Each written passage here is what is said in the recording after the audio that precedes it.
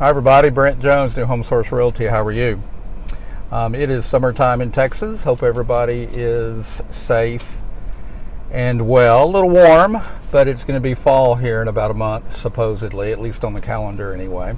Just wanted to do a really quick Facebook Live. I had a buyer over the weekend, and they had some real questions about earnest money and option fees and why it's necessary and what are the ABCs of all that, and why do they have to pay it, and how do they get it back if necessary, etc., etc. So I thought we'd do just a real quick Facebook Live talking about earnest money and option fee. Before we get started, click notifications, follow me, like this video, and leave a comment. So let's talk about it. Earnest money and option fee.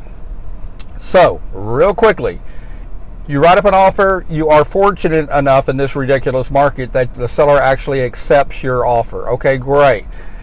So now we have an executed contract. Everybody has initialed and signed. Next, you as the buyer have to get the earnest money and the option fee to the title company. Now, how much? Well, it's built into the contract. Your realtor would have written it up in the contract. Earnest money needs to be about 1% of what the sales price of the house is going to be. 1% minimum. I wouldn't do any less. It just waters down your offer unnecessarily. In this market, to make your offer look as attractive as possible, you could put up more than 1% earnest money. Now, that does not go to the seller. It's held in escrow for you by the title company, but it just shows the seller that you've got skin in the game. Sellers like to see that you're putting up earnest money, and the more earnest money, the better. But again, a minimum of 1%. And then we're going to talk about the option fee as well. But the seller likes to know that you're serious about this. In Texas, putting up earnest money is just kind of a good faith gesture, saying, hey, I'm serious. We have an executed contract. I'm putting up earnest money. And again, it needs to be about 1%. The option fee. The option fee is going to buy you an option period. It is like what it sounds. It buys you an option period. So from the date that you execute the contract, whatever date that is, even if it's 11/59 and everybody signs, then your option period starts that day. And you count consecutive days, however many option days your realtor built into the contract and the seller accepted. In this crazy market, some buyers are not even asking for an option period. Again, to just be as competitive as possible. Now, that's not normally the way it's always been. Normally, the buyer does have an option period, which buyers would use that time to get the house inspected. The longer the option period, the more it waters down your offer. In this market, 3 to 5 days would be normal. And how much would you put up for that? Probably at least $200, if not more, $350, $500. And again, that buys you an option period. The state of Texas wants the buyers to have plenty of time to be able to do their due diligence and have the property inspected. So that's typically what you would use. But really, if you read the contract, the buyer using that option period, you really, and I tell my buyers, I say, you could wake up in a bad mood and say, you know what, I don't want to buy a house. You can opt out at any time during that option period without even giving calls, without even giving a reason. You can opt out and terminate the contract. Now, if you exercise your option to terminate, you would forfeit your option fee, whatever it is, $200, $350, $500, whatever the option fee was, but you would get your earnest money back provided that you terminated within the option period.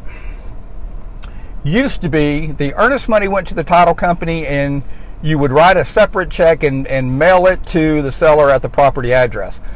Now the state of Texas has changed that, and one check is written by the buyer and it's made payable to the title company, and the title company handles both the earnest money and the option fee, and they receipt both. It didn't used to be that, but it is now, and that's probably an improvement. I literally remember driving 50 miles on a Friday afternoon in rush hour traffic to get the option fee delivered within the time period that we have. And by the way, the time period is 3 days. You have 3 days from the time that the contract was executed to get the earnest money and the option fee to the title company, or you're in default. 3 days. Okay, so do you ever get your earnest money back? Well, first of all, let's say the contract does make it all the way to the closing table. Then you, as the buyer, you would get credit back for whatever earnest money you put up and whatever option fee you put up. When would you not get your earnest money back? Well, if you had the ways and means of going ahead and buying the house and you just choose not to, then you would be in default. A lot of people think that the only way to get out of a contract is if you terminate within the option period. That is not true. There's all kinds of ways built into the contract where a buyer can terminate the contract and still get their earnest money back. And basically, it's any information or reports or documentation that the buyer has a right to. If they don't get that documentation, reports, etc., within a certain amount of time, then they could terminate the contract. Or if they get the information within the specified amount of time and they just don't like the way the information reads, or they don't like what the information tells them, they can terminate.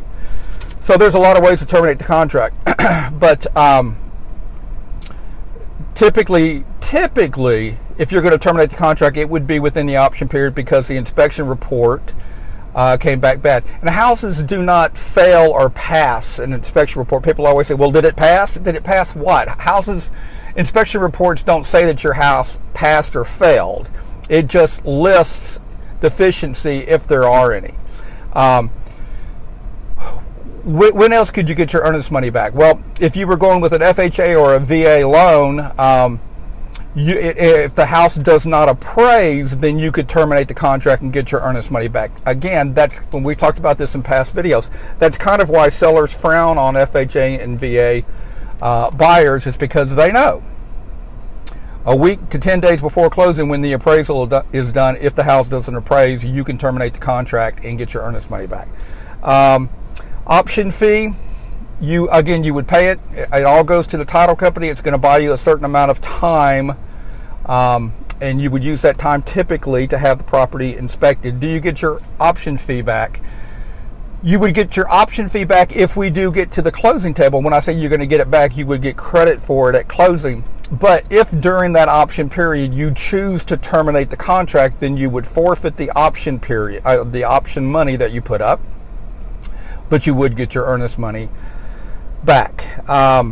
So anyway, hope that makes sense. You know, I wrote up a deal this weekend, and the buyers were just confused about earnest money and option fee and what it was and who does it go to and why do they have to pay it and in what form do they have to pay it and all that. So personal checks, made payable to the title company.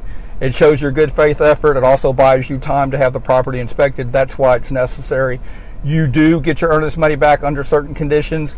You do get credit for your option fee back under certain conditions. So anyway, hope this helps. Anything I can do, feel free to call, text, email me back, Brent Jones, New Home Source Realty, 214-649-4528. Anything I can do to be of help, feel free to call upon me. Have a great day. Bye-bye.